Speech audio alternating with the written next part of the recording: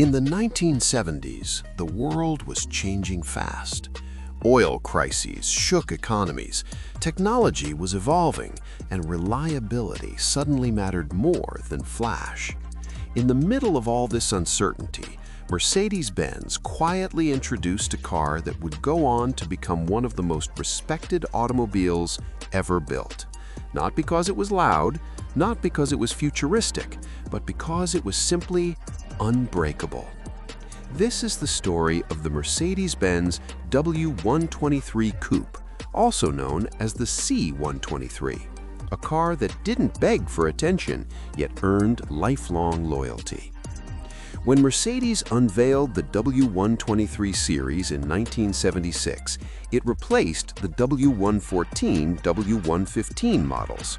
The sedan was already impressive, but the coupe version that followed in 1977 added something special: elegance without excess. No B-pillar, frameless windows, and a longer door design gave the coupe a sleek, uninterrupted profile. It wasn't flashy like Italian sports cars, but it had presence, quiet confidence. The W123 Coupe looked like a gentleman in a tailored suit, never outdated, never trying too hard.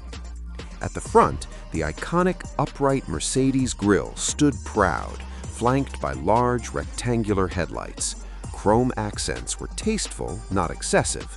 Every line had purpose. This was German design at its purest, form following function, but still beautiful. Step inside, and the story becomes even more impressive. The interior of the C123 was built for longevity, not trends. Thick MB-Tex upholstery or real leather seats felt firm yet supportive. The dashboard layout was simple, logical, and driver-focused.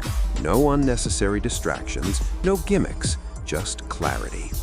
The switches clicked with mechanical precision. The doors closed with a heavy, reassuring thunk, a sound many enthusiasts still consider the gold standard of build quality.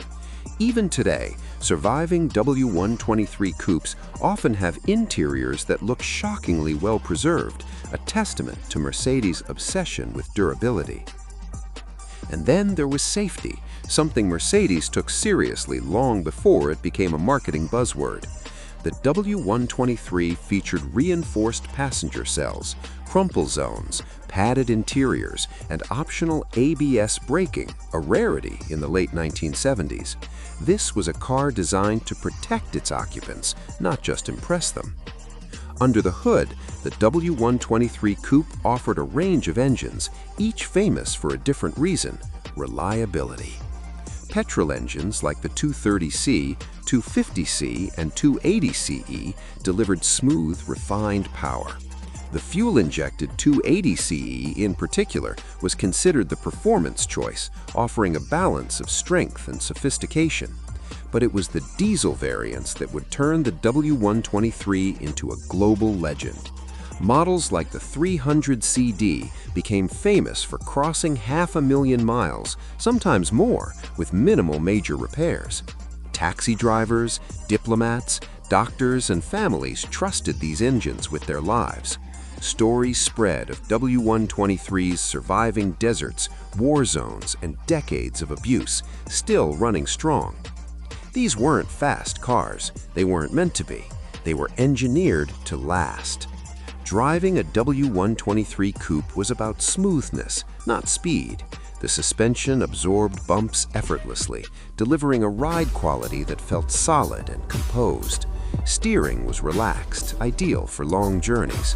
On highways, the car felt planted and calm, as if it could cruise forever, which in many cases it did. This was a grand touring in the truest sense, not a racer, but a long-distance companion. The C123 also had something rare: universal respect. It was equally at home parked outside a luxury hotel or cruising through rural roads. Business executives drove it, artists admired it, families relied on it. It didn't belong to one social class, it belonged to anyone who valued quality. By the early 1980s, demand for the W123 was so high that waiting lists stretched for months, sometimes years. Used models often sold for more than new ones because buyers simply couldn't wait. That level of trust is almost unheard of today.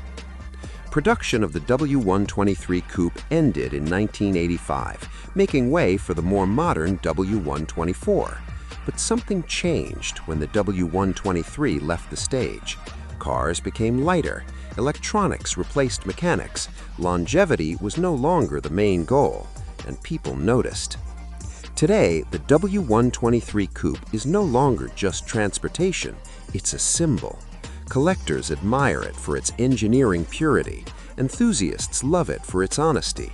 Younger generations are discovering it as a reminder of a time when cars were built to outlive their owners.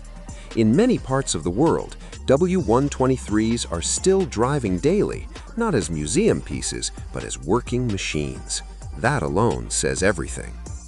The C123 Coupe in particular has become increasingly desirable. Its pillarless design, limited production numbers, and classic proportions make it one of the most elegant Mercedes coupes ever made. Prices continue to rise, not because of hype, but because people understand what it represents. This car doesn't scream for attention, it earns respect.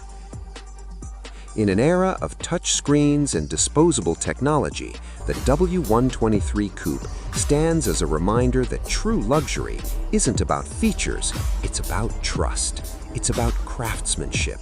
It's about knowing that something was built with care, patience, and pride. The 1970s Mercedes-Benz W123 Coupe wasn't trying to be legendary, it just refused to fail. And that's exactly why decades later, it still matters.